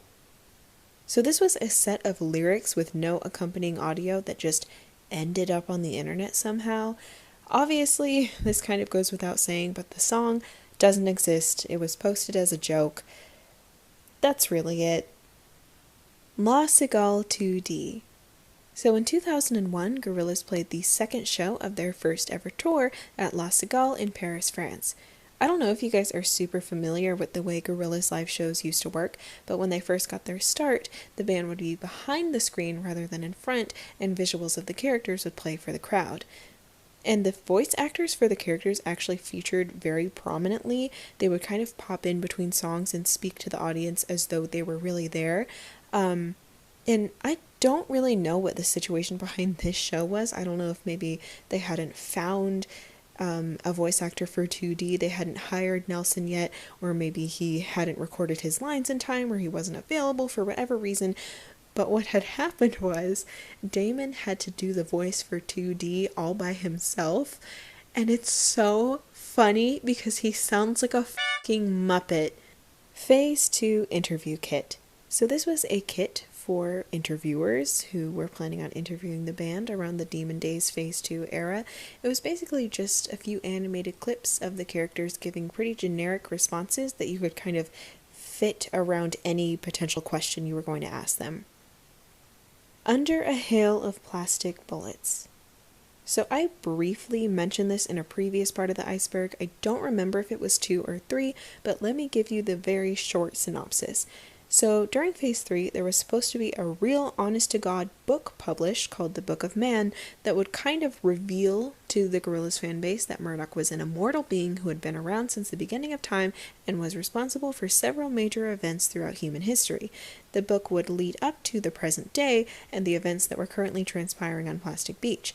Under a Hail of Plastic Bullets was meant to be a sequel to that book, and the plot of the book was basically that Plastic Beach was acting as the plug for a giant drain in the middle of the ocean, and when the island was destroyed, everything in the entire world, I guess, would get sucked down the drain with it, causing the end of the world as we know it, and presumably also the end of the band.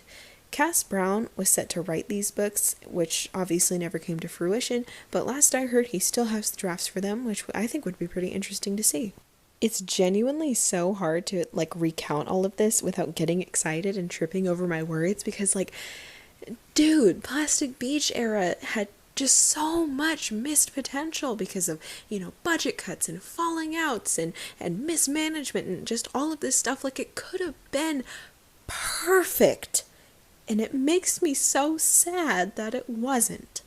I've said this before. I think it's a hot take, but I still stand by it. I think I would rather live in an alternate universe in which Gorillaz were able to give the Plastic Beach arc a satisfying ending and then never made music again. Humans, Song Machine, The Now Now, Cracker Island, I would be okay if all of those just didn't exist and we just had a trilogy of albums and a kick story to go with them.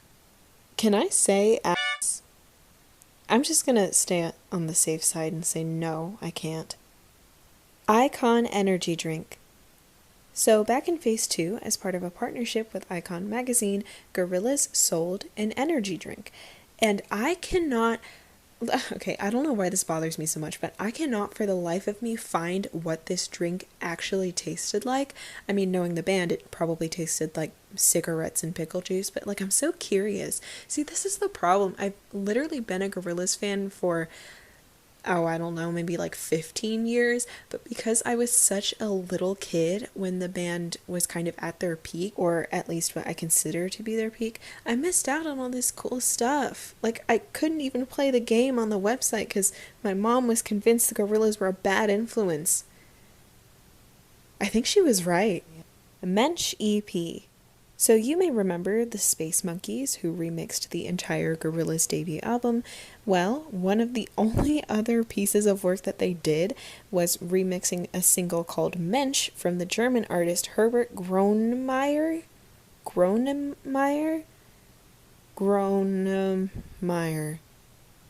We're just gonna take the L on that one and move on. Slow country music video. Okay, so when I first saw this entry, I was kind of thinking that, Slow Country was originally considered to be one of the singles off their debut album, so I'm sure there was some kind of music video planned or in development that ended up being scrapped when Slow Country wasn't chosen as a single. But I don't think that's the case. At least I couldn't find anything on that.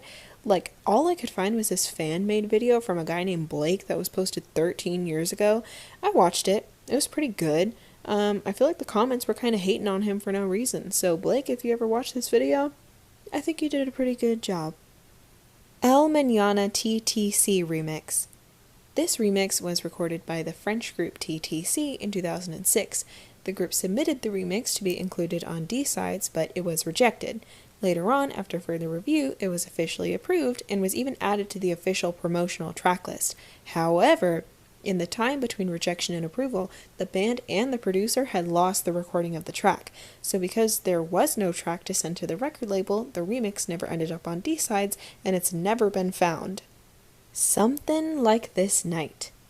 Okay, how stupid do I sound saying something?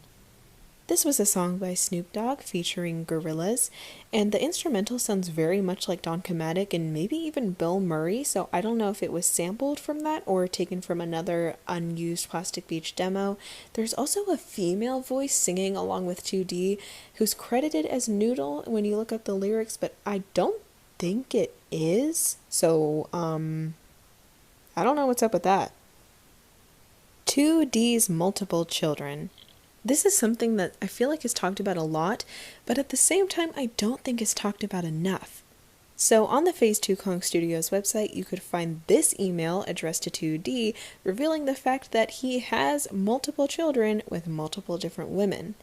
I think that this is something really important to note because I feel like it says so much about what his character used to be versus what it is now. I think in the modern day, people kind of tend to baby him and treat him as kind of like a small bean. I don't know if people still say that, but like that's what it is. And I think the writers are also partly to blame for this. And I've just realized that this is not what the entry was supposed to be about, and I've gone off topic. So we're going to course correct and we're going to move on. Sarcasmo. This was a feature of the Plastic Beach website. It was kind of a mini game similar to, what's that guy called? Zoltar, where he like tells you your fortune or something. I don't know. I've never actually played it because he scares me like really bad.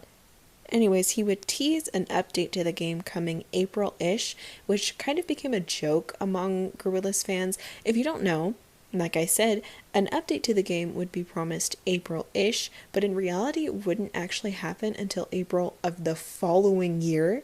And even then, the game was still far from being finished. So April-ish kind of became a joke amongst fans as kind of like an unfulfilled promise or like something that was really never going to happen. You know, like, yeah, I'll get around to it, April-ish. Child support payments? Yeah, I'll get around to it, April-ish.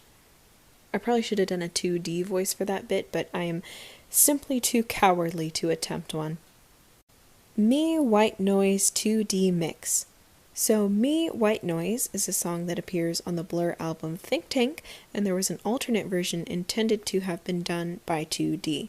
Also, another question for the audience, how many of you guys are Blur fans? Because I feel like other than Damon being part of both, the type of music that Blur and Gorillaz make are not similar at all, so I'm kind of wondering how much of an overlap there is. Also, are any of you guys fans of The Good, the Bad, and the Queen?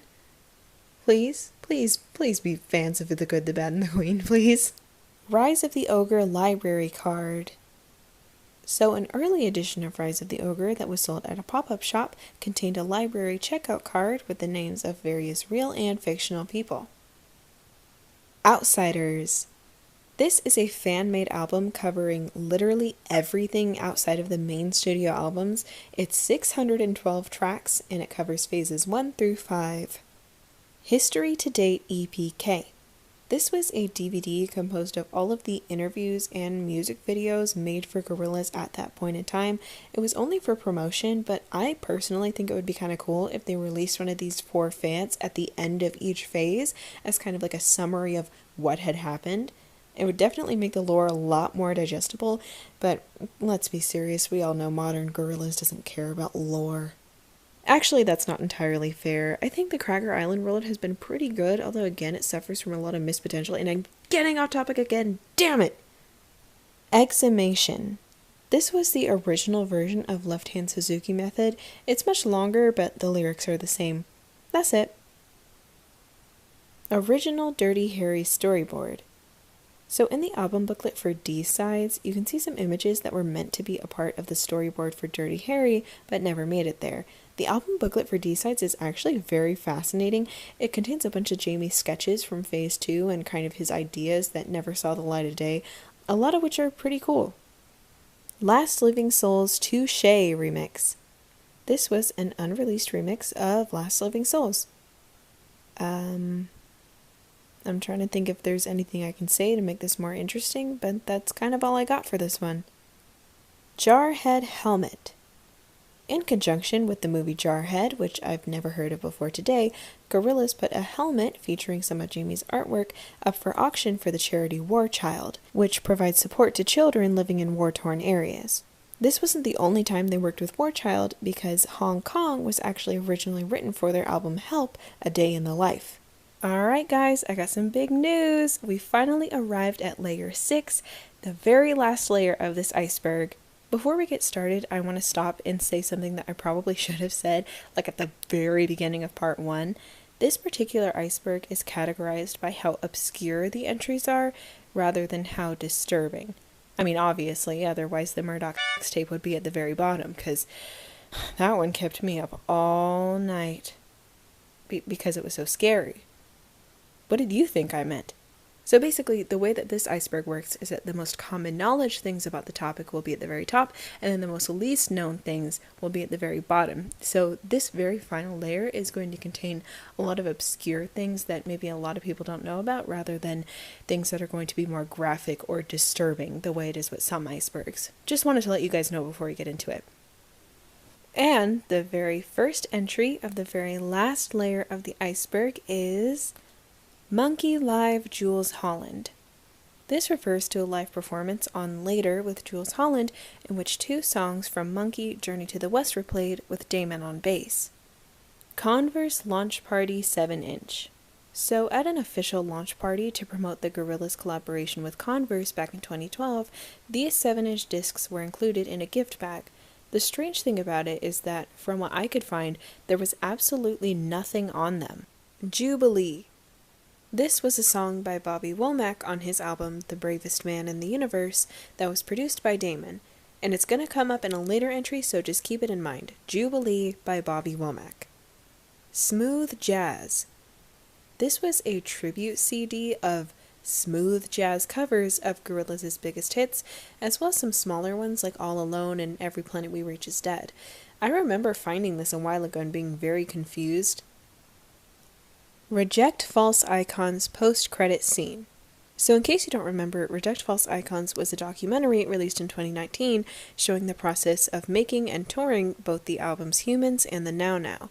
Now there was a post-credit scene that was only shown in cinemas. Remember, the movie was only shown in cinemas for one night, so not a lot of people saw this scene. It's mostly just clips of live shows, so I'm not really understanding why it was put there, considering that's just kind of what the documentary was in the first place. Also, it is like so fucked up to me that in the credits they had like this long list of like thank yous. Yeah, in case you don't know, they had a long list of thank yous for like literally everybody who's ever worked with Gorillaz in any capacity, except Cass Brown. Like, they didn't even mention him. Like, what the hell, guys? Inca GeoCities page. So Inca the ink-based girl was an extremely minor character in Gorillaz lore. Literally the only way you could see her was to go on the Kong Studios website and then click on a GeoCities page that was bookmarked on Murdoch's laptop. And in case you're, I guess, too young to remember GeoCities, it was a website creator by Yahoo, kind of like a Weebly situation where you could set up your own webpage. Anyways, Inca, the ink-based girl, or just Inca, was a groupie of the band who sent Murdoch photos. Serpico. So Serpico, I believe that's how you pronounce it, is a musician, and it's very hard to find information on them because they like to maintain a deliberately mysterious persona, but their song Smoke Break features a video directed by Denholm Hewlett, who is Jamie Hewlett's son. And of course, he also directed the documentary I just mentioned, Reject False Icons. Paris Amsterdam Waltz. This was another unreleased song that was featured in the credits of the DVD Slow Boat to Hades. In case you're not familiar, in phases 1 and 2, Gorillaz would release a DVD at the end of each phase, compiling all of the music videos and interviews and just other pieces of Gorillaz-related media. The Phase 1 DVD was called Celebrity Harvest, and the Phase 2 DVD was called Slow Boat to Hades. Keep those 2 DVDs in mind because just like Jubilee, the Bobby Womack song I mentioned earlier, Slow Boat to Hades and Celebrity Harvest will be coming back later on. 5-pointed star. So you've probably noticed this tattoo of Damon's, a 5-pointed star. Damon wrote a play called Dr. Dee in 2012, which detailed the life of Dr. Dee, a 1500s astronomer, astrologer, alchemist.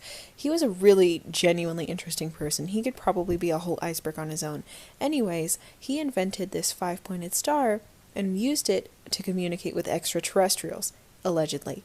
And as a result, this 5-pointed star appears throughout a lot of Damon's work. Slingbaum 1. I don't know if it's pronounced Slingbaum or Slingbaum, but I'm going to say Slingbaum because I feel like that's more fun. Terry Slingbaum is a musician as well as a ghostwriter for a lot of other famous musicians. He recently put out an album, Slingbaum 1, which is only 3 songs, yet somehow manages to have 38 featured artists. And they're big names too, like FKA Twigs, Questlove, Erykah Badu. From what I've heard, he did this because he wanted to sort of elevate black voices through his music. Which doesn't really explain why Damon features on the 3rd song. Yeah, that's why this entry's on the Iceberg, is because Damon features on the 3rd song. And not a lot of people know about it, I guess. Probably because the album is only available on vinyl, which is like $50, which I think is kind of a dumb thing to do. It kind of makes the album less accessible. And wouldn't you want your music to be accessible to everybody? I don't know. Gap advertisement. So I'm just going to take this quote directly from an interview with Jamie in 2006. The question was, what were some of the more ridiculous ideas pitched to you in the context of Gorillaz brand deals? And this was his answer. Armani wanted to do a fashion campaign with 2D, and The Gap wanted to use footage of an old Audrey Hepburn film with Noodle doing a dance to it. They wanted to pay us mounds of cash to do the latter. I kind of thought the Audrey Hepburn thing was cool, but I couldn't bring myself to do a Gap advert. It just makes the whole thing seem like shit, really. X-Sides. This was another fan-made collection of all of Gorillaz' unreleased songs, demos, and features on other songs. Demon Chaser. So this was meant to be a part of Gorillaz' collab with Jaguar back in Phase 4. It was supposed to be an iOS game where you could design your own car and then race with other players. And they even set up a competition where 20 winners would compete on stage at Demon Days, I assume to win a prize of some kind. But of course, this competition was cancelled because the game was cancelled and it never happened. Gorillaz Surfboard.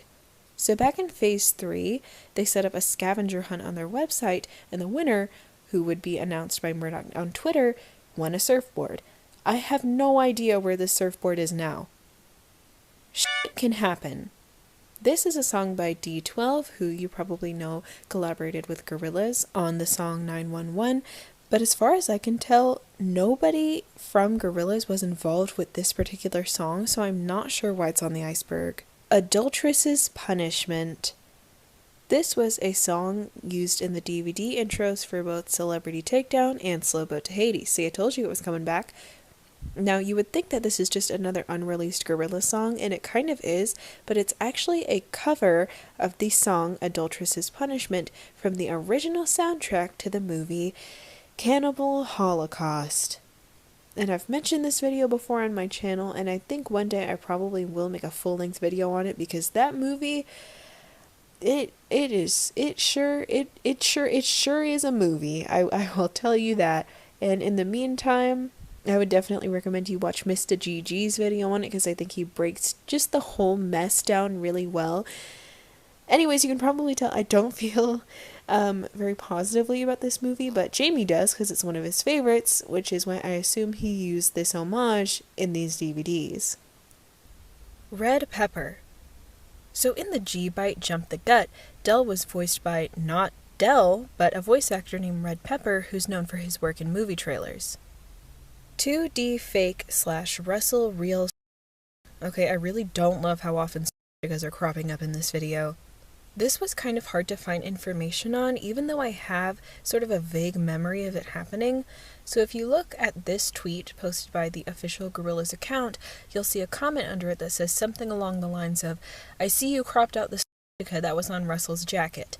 So I couldn't actually find the original image like anywhere, even though I recognize this Phase 4 art. I remember seeing it before, and I don't really know what the title of the entry is referring to in regards to 2D, but I think this entry is referring to this tweet with Russell in which his jacket supposedly had a spot on it that was cropped out. PRPS. PRPS is a Japanese denim brand that Gorillaz collaborated with in the spring of 2006. Unlike other Gorillaz brand deals like Red Bull or Levi's, this wasn't an actual product that was sold, but simply a collection of promotional images that were released. Fingerprints of the Gods. This is a song by DJ Skits that features both 5 Live Cypher and Roots Manuva, who have both collaborated with Gorillaz. 2D/Murdoch handkerchief.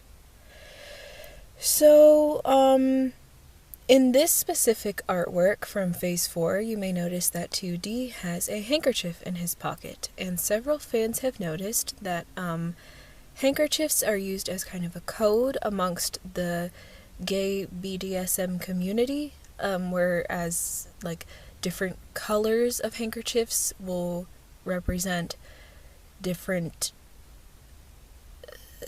interests. The bravest man in the universe.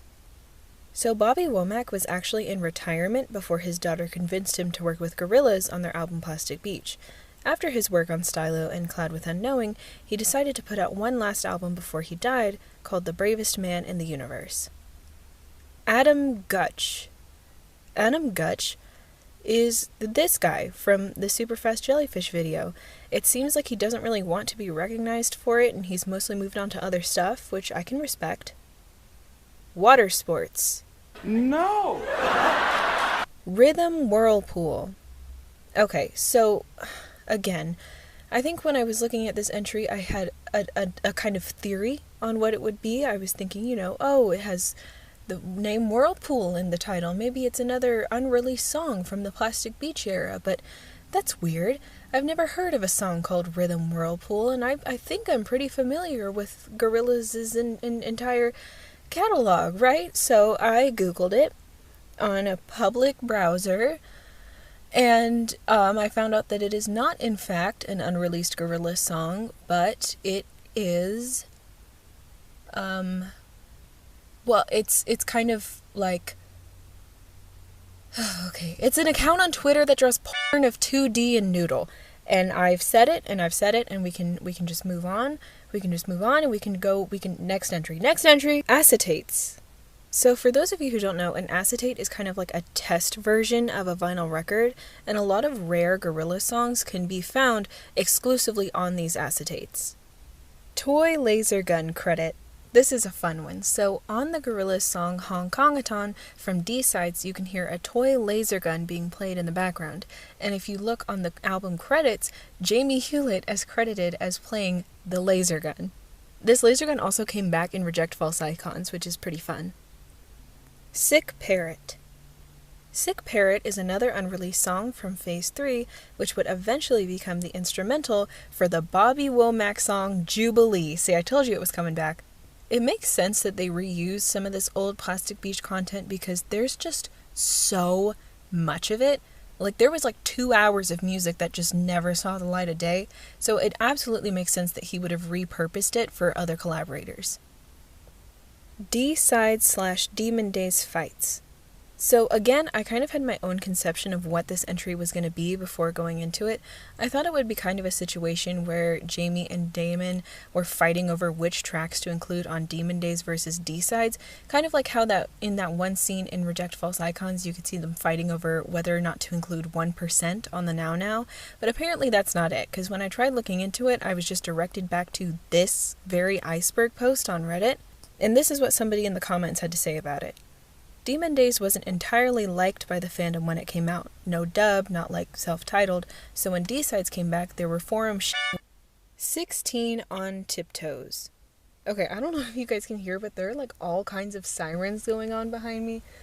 I guess that's actually kind of funny timing.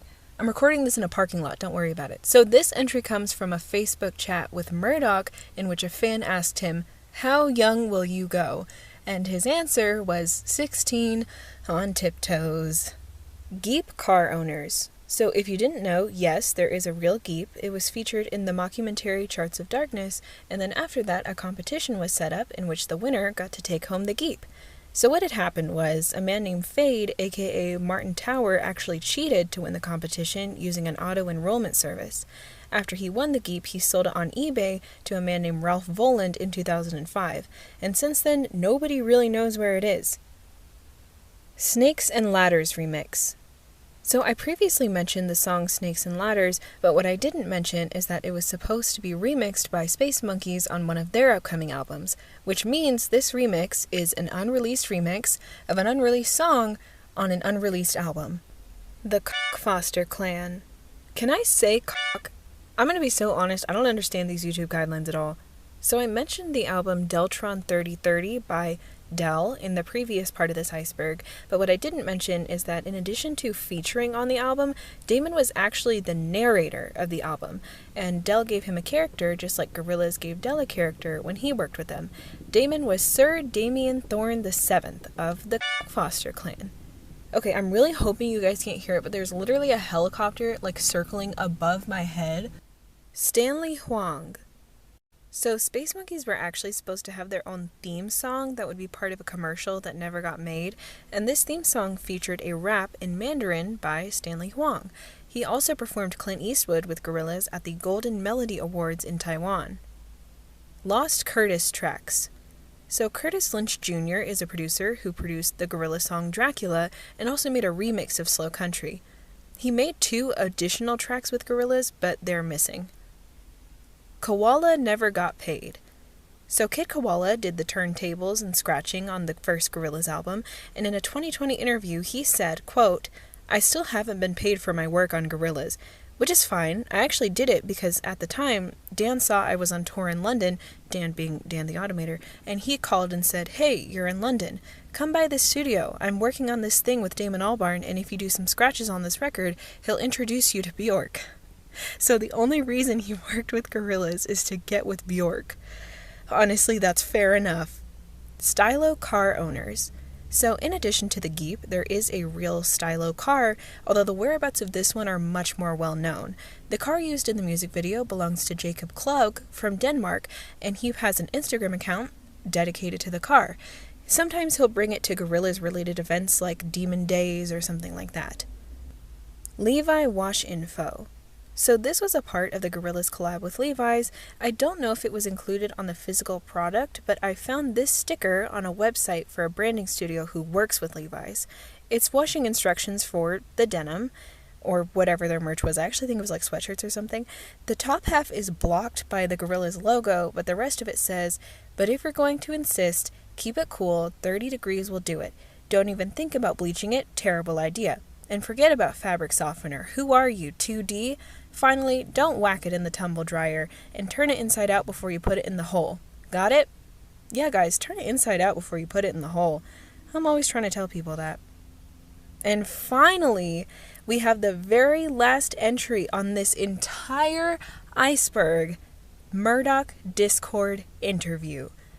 I want to preface this entry with saying that I know absolutely fucking nothing about Discord, but I was under the impression that the Gorillaz Discord was fairly new. Like, I only think it came around, like, maybe a few months ago. And then I found I was able to find a welcome message that Murdoch gave for joining the Discord, but I couldn't find an interview. Was it maybe like an unofficial Gorillaz Discord that set up an interview with Murdoch? I don't know. Honestly, I feel like the takeaway from this entry, and all 4 of these iceberg videos, honestly, is that I am just not that smart, and that's okay. And we are finally done with the entire Gorillaz iceberg.